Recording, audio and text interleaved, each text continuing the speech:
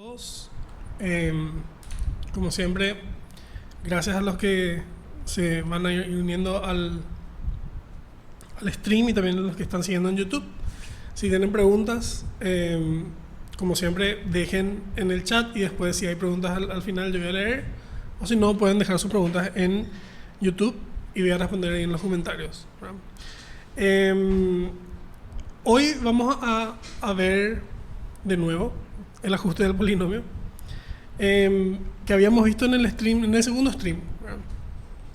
Entonces quería empezar haciendo un pequeño recap, digamos, una pequeña revisión de lo que habíamos visto, solamente para tener en mente lo que teníamos en ese stream. Entonces voy a poner acá el pizarrón. Y a ver, en aquel momento habíamos definido un problema, ¿verdad? Donde teníamos una variable de input. Nuestro input es x, ¿verdad? Que es una variable real y estaba asociada a un output target que nosotros llamamos t, ¿verdad? Y íbamos a tener un proceso generador g de x, ¿verdad? Una función que genera los puntos, que era el seno de 2pi 2πx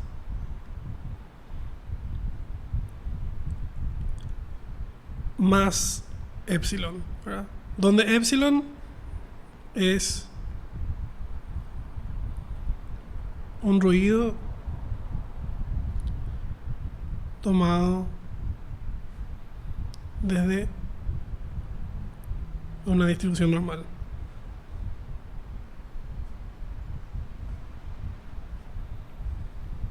¿Sí? Y teníamos nuestro modelo, ¿verdad?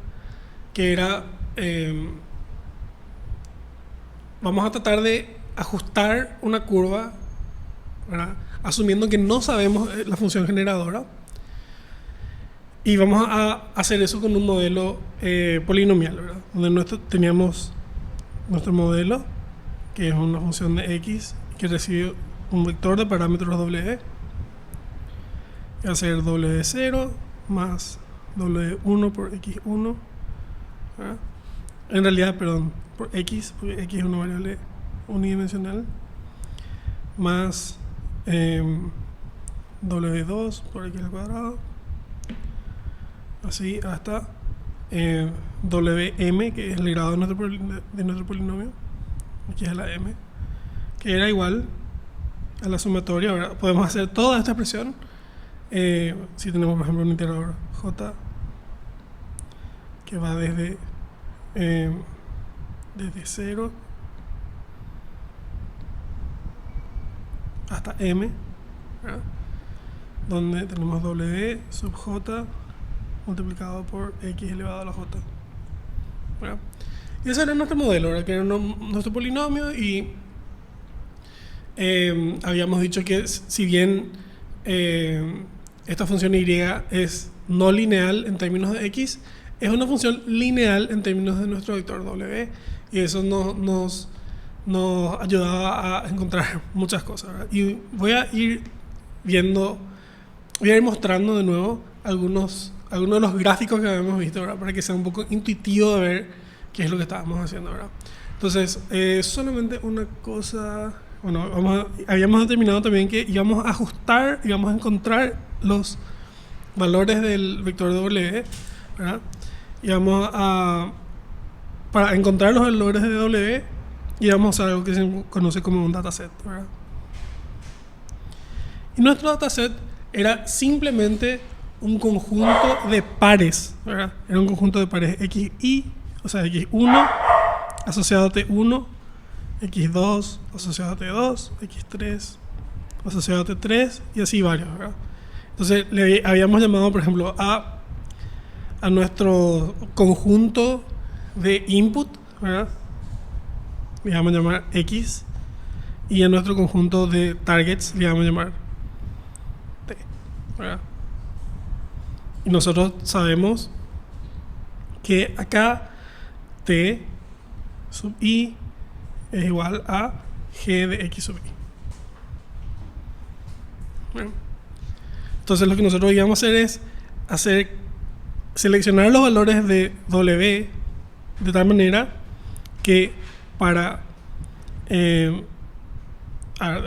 minimizar la diferencia entre g y nuestra propia función, ¿verdad? Nosotros queríamos hacer que nuestra y para una xi y algún cierto valor de w sea similar a g de xi, ¿verdad? Y lo único que podemos tocar de esta función son los parámetros. Entonces, con eso en mente, vamos a ir a ver los gráficos que hemos hecho, ¿verdad? Entonces acá tenemos, por ejemplo, nuestro training set, ¿verdad? Que son las observaciones donde tenemos x. Bueno, la verdad que debería haber nombrado los ejes, pero tenemos x acá en el eje x y t en el eje y, ¿verdad? Entonces cada uno de estos puntos es como ese par xt, ¿verdad? X, y, t, y, que nos dice, bueno, es lo que tenemos que aprender, y bueno, cuál es la curva, cuál es el parámetro que más se ajusta a esto, ¿verdad? Habíamos definido, creo que en ese momento, que íbamos a usar un polinomio de grado 9 o 8, algo así, no me acuerdo exactamente cómo era.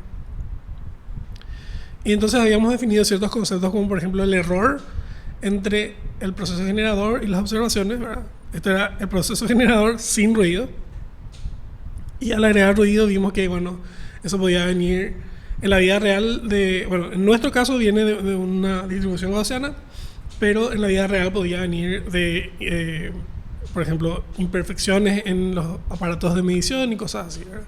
Entonces habíamos tenido ahí el concepto de lo que es el error, que es la diferencia entre los puntos y donde debería idealmente estar ese punto, ¿verdad? Si es que todo fuese perfecto, ¿verdad? Y habíamos visto también cómo afectaba el grado del polinomio a qué tan flexible es nuestro modelo, y cómo un polinomio demasiado flexible pasaba exactamente por todos los puntos y minimizaba nuestro error, que era la suma de errores cuadrados, ¿verdad? Pero ya dejaba de modelar nuestro proceso generador de una forma conveniente, ¿verdad? O de una forma útil, ¿verdad? Cada vez se alejaba más en realidad del modelo generador real, ¿verdad? Entonces vimos después que podíamos determinar si generalizaba o no nuestro modelo a nuevos datos, si es que teníamos dos sets de puntos, ¿verdad? El training set y el test set. Entonces entrenamos, ¿verdad? En el training set, ajustamos nuestro parámetro y vemos si es que cómo nuestro modelo generaliza o qué tan bien predicen las observaciones del test set, ¿verdad? Entonces ahí vimos el concepto de overfitting, donde si para cierta cantidad de grados los dos, digamos, tanto el error en el training como en el testing bajaban, pero había un momento donde solamente el error de training bajaba mientras el error del testing volvía a subir, digamos, ¿verdad? Entonces ese era el concepto de overfitting, y vimos que una forma de contrarrestar eso es recolectando mucho más datos, ¿verdad? Manteniendo nuestro modelo tan complejo como queramos, pero recolectando más datos, ¿verdad? Donde vemos el mismo polinomio que hace rato era totalmente una locura, ¿verdad? Si bien ahora no me parece un buen polinomio para modelar nuestro proceso generador, sí era mucho menos desastroso, ¿verdad?, que antes, y a medida que agregábamos más puntos se volvía un mucho mejor modelo para el proceso generador, ¿verdad? Después vimos que, bueno, normalmente en la vida real multiplicar por 10 o por 15 nuestra cantidad de puntos conlleva, por supuesto, 15 veces más el costo. Entonces, ¿qué podíamos hacer desde el punto de vista matemático para, con una cantidad menor de puntos, tratar de no caer tanto en este tema de, bueno, quiero usar un modelo un poco más flexible sin caer en overfitting? Y vimos la idea de regularización, ¿verdad? Entonces voy a anotar las ecuaciones después de mostrar los gráficos, ¿verdad? Pero la idea era, vamos a agregar un término a nuestra suma de errores cuadrados que hace que nuestro modelo, si bien sigue siendo tan expresivo como antes, podemos nosotros regular qué tanto se puede doblar o qué tanto puede, eh, eh, cuál es la magnitud de los coeficientes, de tal manera que si nosotros penalizamos los coeficientes grandes, estamos favoreciendo un modelo que es expresivo pero que no es tan flexible como si no estuviese regularizado, ¿verdad? Entonces, regulando un poquitito la flexibilidad de eso, habíamos visto que sí, tenemos un polinomio que con un poquitito de regularización ya era súper bueno, por más de que el grado era súper alto, ¿verdad? Y habíamos visto, bueno, que esa flexibilidad, obviamente, si tengo una super regularización, también puede ser un mal modelo, porque ya estoy limitando la flexibilidad del modelo, ¿verdad? Entonces, esos eran los gráficos que quería mostrar. Entonces, las cosas que quiero volver a introducir, voy a borrar esto que está acá, ¿verdad? Solamente para tener el espacio, ¿verdad? Entonces, como habíamos entrenado a ver, la forma en que se ajustaban esos polinomios allá en el segundo stream era con una función de error, que en ese caso era la suma de errores cuadrados. ¿Verdad? Y la fórmula para eso es nuestro error con respecto a W, que son los parámetros que podemos tocar, ¿verdad? Era un medio multiplicado por la suma de n es igual a 1 hasta n, que es la cantidad de elementos que tenemos en nuestro dataset, ¿verdad? Y, ¿verdad?, que es nuestro polinomio evaluado en n con nuestros parámetros menos t de n elevado al cuadrado, ¿verdad? Entonces, esto era lo que habíamos visto en el stream, en el segundo stream. En 10 minutos vimos otra vez todo eso. Y hoy lo que vamos a ver es cómo podemos ajustar esto, pero desde otro punto de vista, ¿verdad? Entonces, el punto de vista que teníamos antes era muy bueno. Tenemos los datos, tenemos los parámetros, qué podemos hacer para elegir los parámetros, y vimos el concepto de error, y vimos por qué era conveniente minimizar la suma de errores cuadrados, ¿verdad? Entonces, mientras más minimizamos esto... me faltó anotar solamente una cosa, que si copiamos esto, tenemos la función... voy a copiar la función regularizada, ¿verdad? La función de error cuadrado regularizada, donde tenemos un término, por ejemplo, lambda sobre 2, donde queremos minimizar la magnitud de nuestros valores del vector. Entonces, esto era nuestro término de regularización, ¿verdad?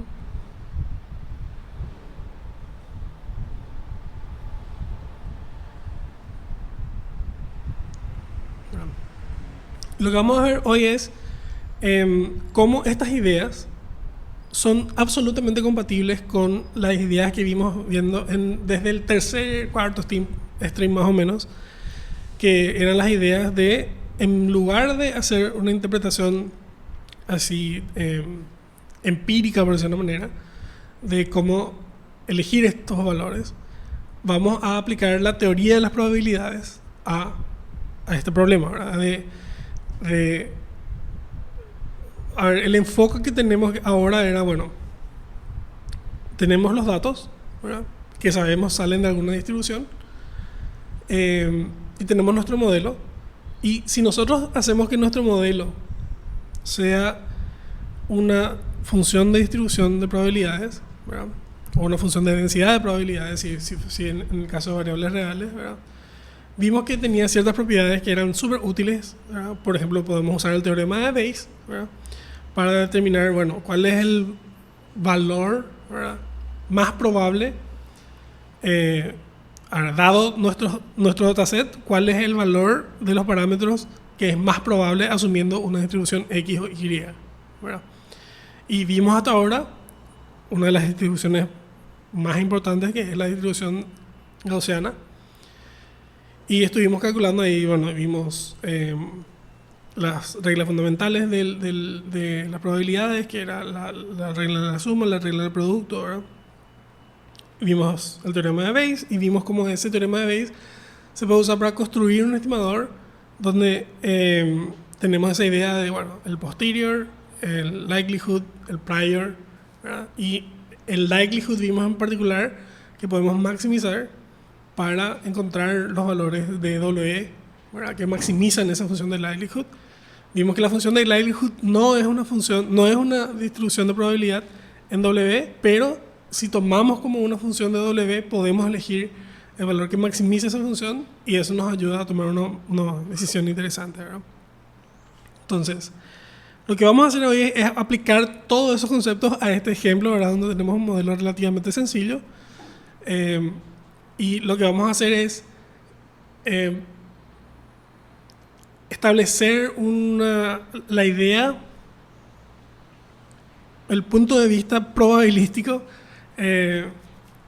aplicado a este modelo, ¿verdad? Después vamos a ver cómo eso se aplica a otros modelos. Entonces, vamos a ver ahora mismo, voy a poner acá un titulito, ¿verdad? Punto de vista probabilístico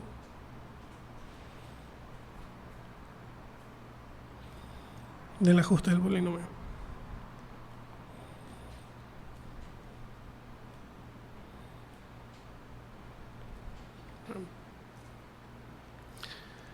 Bueno, entonces lo que vamos a empezar ahora es así, bueno, vamos a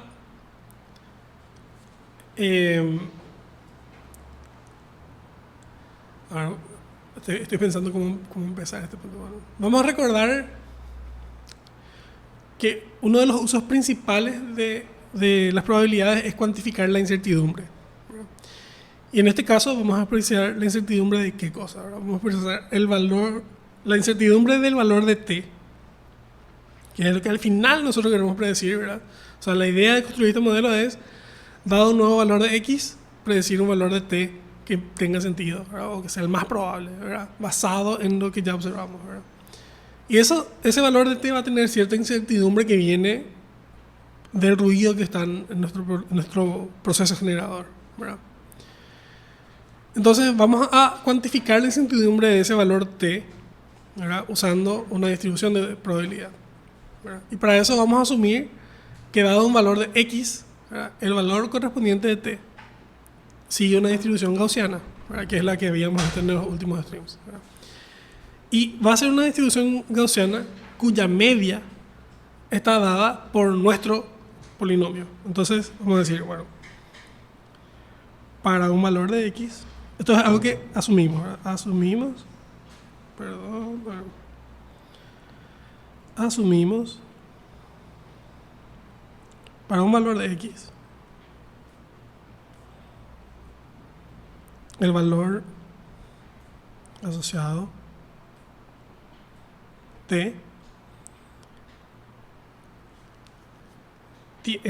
sigue o tiene una distribución gaussiana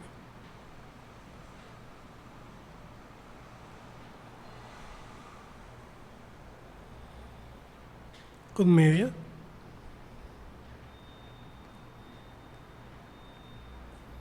en nuestro polinomio que era y, x y nuestros parámetros, ¿verdad? Y lo que estamos diciendo ahí en términos matemáticos es básicamente nosotros tenemos una probabilidad, ¿verdad? La probabilidad de un valor de t, ¿verdad? Dado x y dado nuestros parámetros y un valor beta, ¿verdad? Que voy a explicar ahora exactamente qué es. Va a seguir una distribución gaussiana con mi super n, ¿verdad?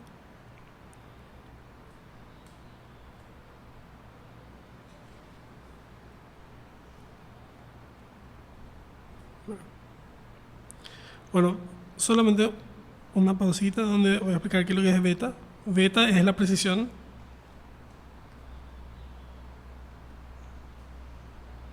y está definido como la inversa de la varianza, ¿verdad? Entonces, básicamente, si escribimos beta elevado a la menos 1, eso es nuestra nuestra varianza, ¿verdad? Y escribo de esta manera solamente para seguir la notación del libro, ¿verdad? Y vamos a ver después que esta forma de escribir es como se va a escribir a través de... Porque es un poquitito más conveniente a la hora de elegir, hablar de hiperparámetros y cosas así. Entonces ahora introducimos esta notación y vamos a seguir prácticamente hasta el... Bueno, con algunas excepciones, ahí donde estamos hablando de la parte bayesiana, vamos a seguir con esto para la función de Gauss, ¿verdad? Bueno, entonces lo que estamos diciendo ahora mismo, ¿verdad?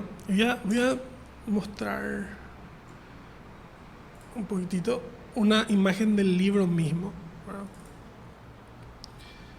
Donde, a ver, justamente acá está la imagen, ¿verdad? Esto es la idea de lo que estamos construyendo, ¿verdad? A ver si puedo hacer un poco de zoom. Esta imagen es lo que muestra la idea de lo que estamos diciendo ahora, ¿verdad? Tenemos nuestro valor x0, ¿verdad? Acá está nuestro eje x, nuestro eje del valor t, ¿verdad? Y dado un valor de x, ¿verdad? Esta línea acá es nuestro polinomio, ¿verdad? Y de x0 cae ahí, ¿verdad? Y lo que estamos diciendo es el valor de t, dado un valor de x, tiene su media en nuestro modelo, ¿verdad? Nuestro modelo predictivo. Y el valor real, ¿verdad?, tiene estas probabilidades. Y nosotros estamos asumiendo que la media está en nuestro modelo predictivo, ¿verdad? Y eso va a depender de los parámetros que nosotros tengamos, ¿verdad? Entonces, la probabilidad que estamos viendo nosotros acá es para el valor de t, ¿verdad? No es para x, no estamos viendo la probabilidad de x, estamos viendo la probabilidad de t dado un valor de x, ¿verdad? Y lo que nosotros queremos hacer es ajustar para todos los valores de x que nosotros tenemos en nuestro dataset de training. Queremos ajustar valores de W que funcionen para todos, ¿verdad?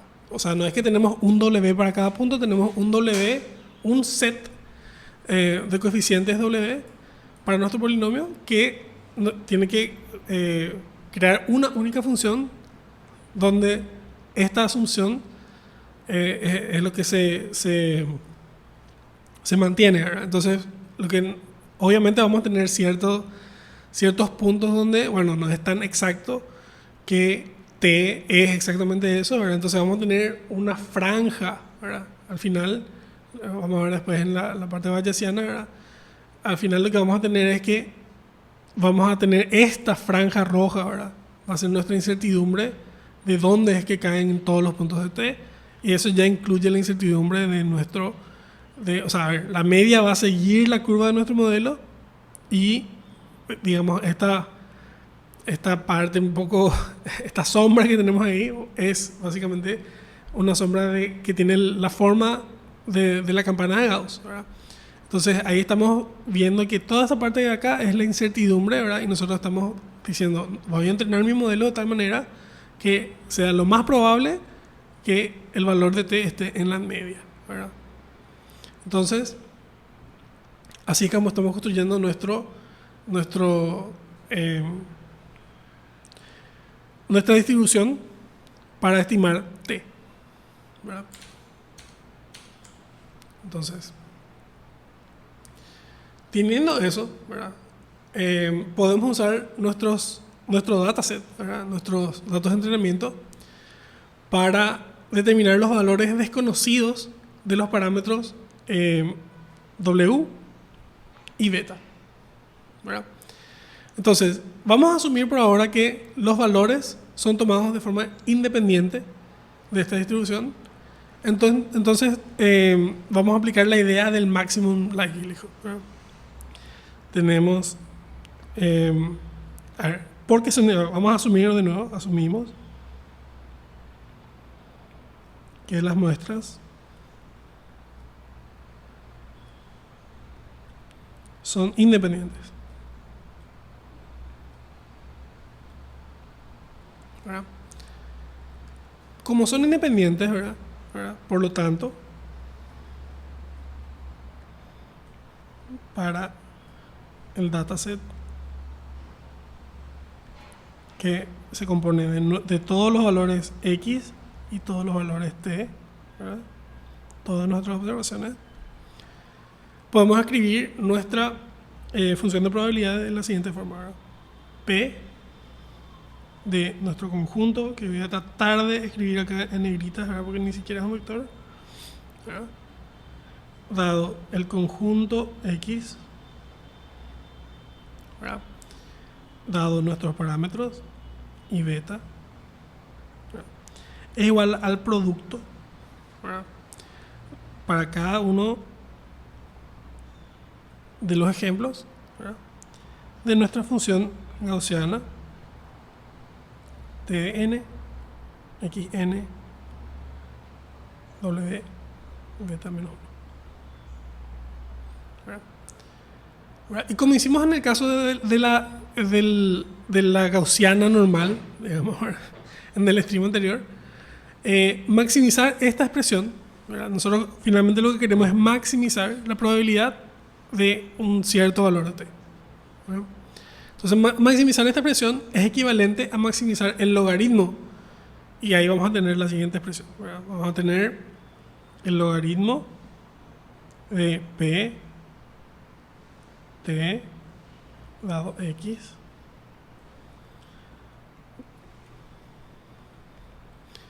y voy a anotar acá la expresión directa que ya habíamos derivado en el último string, que va a ser menos beta sobre 2, ¿verdad? La suma n es igual a 1 hasta n, ¿verdad? Y, ¿verdad? Que es nuestra media en este caso, ¿verdad? Que nosotros ya habíamos determinado que era la media de xn w menos tn elevado al cuadrado más n sobre 2 por logaritmo natural de beta más n sobre 2 logaritmo natural de 2pi. Bueno. Y una cosa que quería mencionar es que en realidad esto anoté mal, porque en realidad nuestra gaussiana va a tener la media en y, ¿verdad? Que es lo que habíamos notado antes. No, en los dos casos anoté mal, ¿verdad? En realidad esta gaussiana va a ser es la gaussiana, la probabilidad de t, ¿verdad? Dado y, ¿verdad? X, ¿verdad? Beta la menos 1, ¿verdad?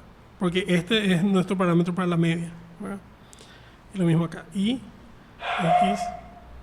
doble xn en este caso, beta la menos 1, ¿verdad? Entonces, ahora que tenemos estas expresiones acá, ¿verdad? Si maximizamos con respecto a w, vamos a tener la solución del maximum likelihood, ¿verdad? Y si vemos la solución, vamos a analizar un poquitito la forma de esto, ¿verdad? Que justo quedó un poquitito, chocó un poquitito ahí con el borde, entonces voy a mover un poquitito todo esto que está acá.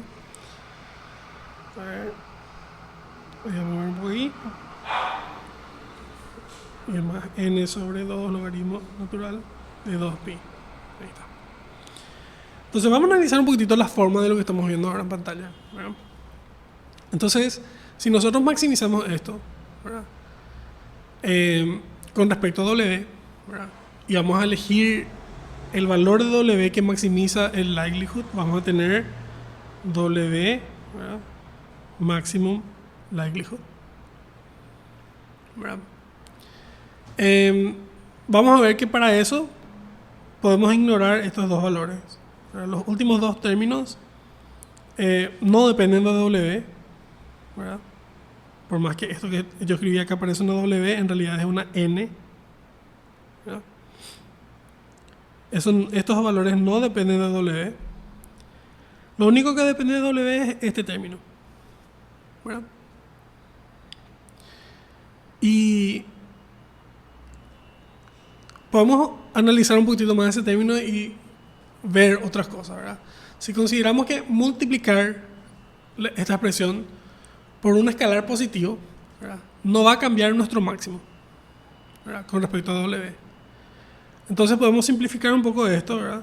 Y podemos hacer que en vez de tener beta sobre 2, vamos a tener menos, por ejemplo, un medio sobre 2, menos un medio, perdón. Y tenemos de nuevo nuestra suma, n es igual a 1, esta n, y x n de menos tn al cuadrado. Ups. Bueno. Y otra cosa que podemos ver es que si estamos maximizando esta expresión, eso es equivalente a minimizar el negativo de esta expresión, ¿verdad?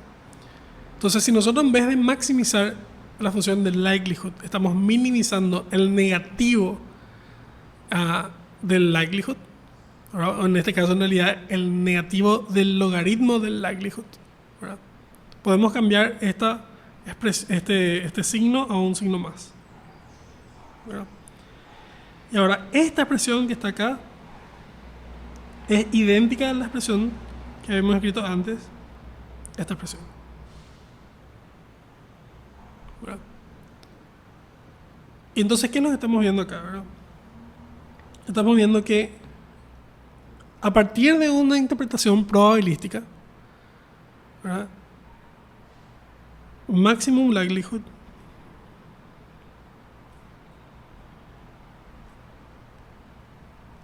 es equivalente, ¿verdad?, a minimizar la suma de errores cuadrados, ¿verdad? Entonces llegamos a exactamente la misma expresión. Nosotros sabemos que si hacemos la derivada de esto con respecto a W, encontramos un valor de W, vamos a tener el valor óptimo, ¿verdad?, para todo lo que estuvimos construyendo ahora, ¿verdad? Y resulta que es lo mismo que minimizar la suma de errores cuadrados, que es lo que habíamos visto en el segundo stream, ¿verdad? Y ahora vamos a aplicar un poquitito esta misma función de likelihood para determinar el valor óptimo de beta, ¿verdad?, que es beta maximum likelihood, ¿verdad? De la misma forma que hicimos en el stream pasado para encontrar, por ejemplo, la media, ¿verdad? Podemos ahora encontrar esta expresión para la precisión, o que es la inversa de la varianza, ¿verdad? Entonces, si aplicamos la fórmula de esa, vamos a ver que tenemos la siguiente expresión, ¿verdad? 1 sobre beta, ¿verdad?, ml, que esto va a ser nuestra varianza, va a ser igual a aquella fórmula que habíamos derivado la última vez, ¿verdad? 1 sobre n por la suma, ¿verdad?, para todos los valores de i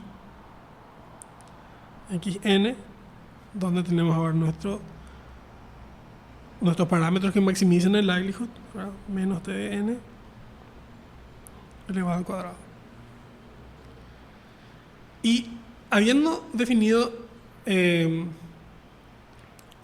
los dos parámetros óptimos, digamos, ¿verdad?, WML y beta ML, ¿verdad?, lo que podemos hacer es, para cerrar un poquitito el stream de hoy, ¿verdad?, es tomar un poquitito de un enfoque bayesiano e introducir una función o una distribución a priori, ¿verdad?, un prior, para los parámetros de nuestro polinomio, ¿verdad? Entonces, eso es lo único que nos falta. Ahora ya tenemos el likelihood resuelto, por decirlo de una manera, ¿verdad? Y si nosotros tenemos, digamos, nos recordamos el teorema de Bayes, ¿verdad?, si tuviésemos un prior, podemos ahora directamente calcular el posterior, ¿verdad?, que es algo que siempre quisimos hacer y que dijimos, bueno, ¿sabes qué? Es mucho más conveniente hacer el maximum likelihood, ¿verdad? Y entonces ahora vamos a ver otra idea que surge a partir de esto, ¿verdad?, que viene del teorema de Bayes, ¿verdad? Entonces voy a hacer, vamos a construir un prior, ¿verdad? Construimos un prior para W, ¿verdad? Y de nuevo vamos a asumir ciertas cosas, ¿verdad? Entonces, este prior, ¿verdad? La realidad es que así de la nada, no hay, por ahora, no vamos a irnos en la teoría de cómo elegir un buen prior, ¿verdad? Entonces vamos a asumir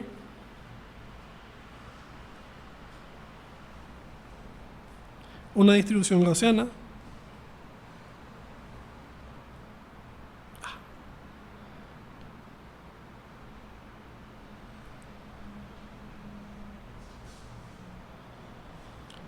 con media cero, ¿verdad? Entonces tenemos nuestro prior, ¿verdad? Y vamos a parametrizar nuestro prior con una precisión alfa, ¿verdad? Va a ser una gaussiana que voy a anotar sin la media porque ya dijimos que asumimos que es cero y también para seguir la anotación del libro, ¿verdad? Entonces, si la media es cero, ¿verdad? Vamos a tener la siguiente expresión, ¿verdad? 2pi. Esto va a estar elevado a m más 1 dividido 2, ¿verdad? Con nuestro factor exponencial menos alfa sobre 2 por w transpuesta por w. ¿Verdad? Entonces, alfa, voy a anotar acá, ¿verdad? En realidad no voy a poner, es igual, voy a poner una flechita solamente para, ¿verdad? Es la precisión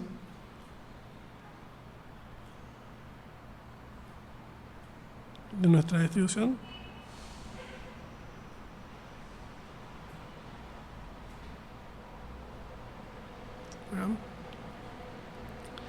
m más 1 es la cantidad de coeficientes de W, ¿verdad?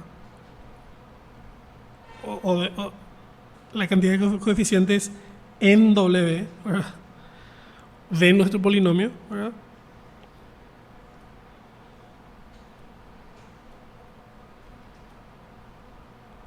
De grado m,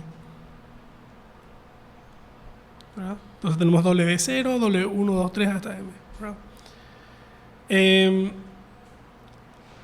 Y una cosa importante sobre alfa es que esto, ¿verdad? Variables de este tipo,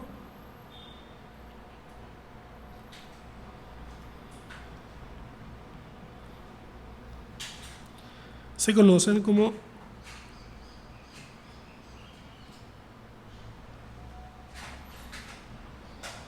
hiperparámetros.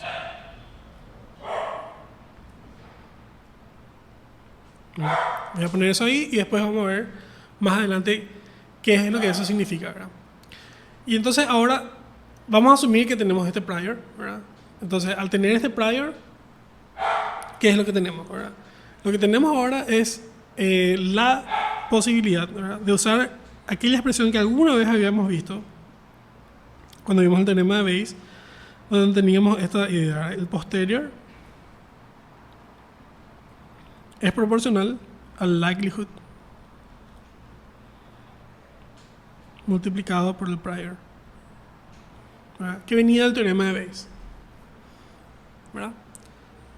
Entonces ahora tenemos nuestra función de likelihood, ¿verdad? Tenemos nuestra función de prior y podemos ahora empezar a calcular el posterior, ¿verdad?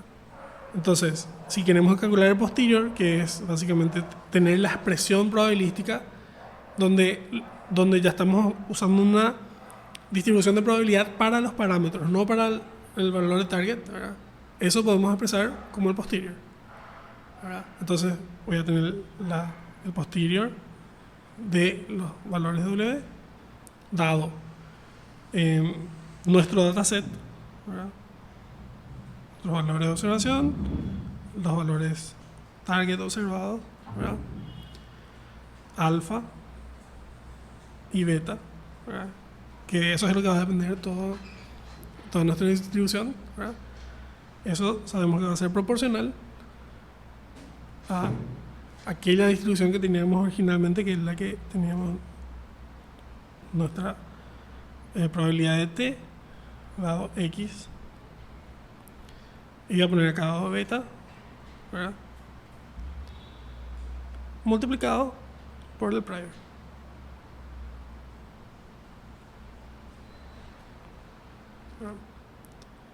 Entonces, usando esta expresión, por primera vez, ¿verdad?, desde que empezamos los streams, es posible encontrar el valor más probable del vector W, que es nuestro vector de parámetros, habiendo observado el dataset, que era aquella idea que teníamos así, bueno, maximizamos, ¿por qué no maximizamos la distribución posterior, ¿verdad? Bueno, y es por esto, porque por lo general es mucho más conveniente hacer asunciones sobre la variable de target, sobre cosas que podemos observar antes que sobre los parámetros del modelo, ¿verdad? Entonces, habiendo determinado, por ejemplo, todo lo que hicimos, ¿verdad?, en términos de el likelihood y el prior, ahora podemos tener una técnica, ¿verdad?, que si maximizamos esta expresión, la expresión de la izquierda, ¿verdad?, con respecto a W, vamos a tener la siguiente expresión, ¿verdad? Esto voy a dejar como ejercicio porque en realidad derivar es bastante fácil y me parece bastante útil, ¿verdad? Vamos a tener beta sobre 2, ¿verdad?, la sumatoria de n es igual a 1 hasta, para todos los valores, ¿verdad?, nuestro polinomio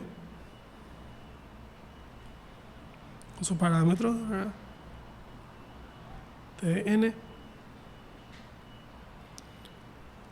más alfa sobre 2 w traspuesta por w, ¿verdad? Y esto, ¿verdad?, esta expresión que tenemos que maximizar, ¿verdad?, ahí estamos haciendo la maximización de la distribución a posteriori, ¿verdad? Y de nuevo, y voy a copiar en este caso, ¿verdad?, ocurre lo que habíamos visto antes, ¿verdad? Esta expresión de acá, ¿verdad?, vamos a copiar para comparar.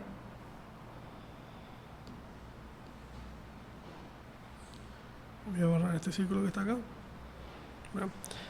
Estas dos expresiones son bastante similares. Voy a tratar de alinear un poquitito estas expresiones, ahí más o menos, ¿verdad? Estas expresiones son bastante similares, ¿verdad? Entonces, básicamente, lo que estamos diciendo ahora es, si, en realidad, bueno, esto obviamente también es, esto voy a anotar acá en algún lado solamente para que sea claro qué es lo que acaba de ocurrir, ¿verdad? Esto es minimizando el log de la expresión, o sea, minimizando el negativo del logaritmo de la expresión de la izquierda. Bueno, esto, ¿verdad?, es minimizando esta expresión. Obtenemos la siguiente expresión, ¿verdad? Entonces, si hacemos la misma cosa, donde vamos a decir, bueno, vamos a minimizar el negativo del logaritmo de la función posteriori, ¿verdad?, ¿a qué llegamos? ¿Verdad? Llegamos a una expresión que es sorprendentemente similar a esta expresión de abajo, que era nuestro error, que era la suma de errores cuadrados regularizada, ¿verdad? Y de hecho son equivalentes, ¿verdad? Voy a anotar en otro color, equivalentes, si lambda es igual a alfa sobre beta, ¿verdad? Y a toda esta técnica se le conoce como maximum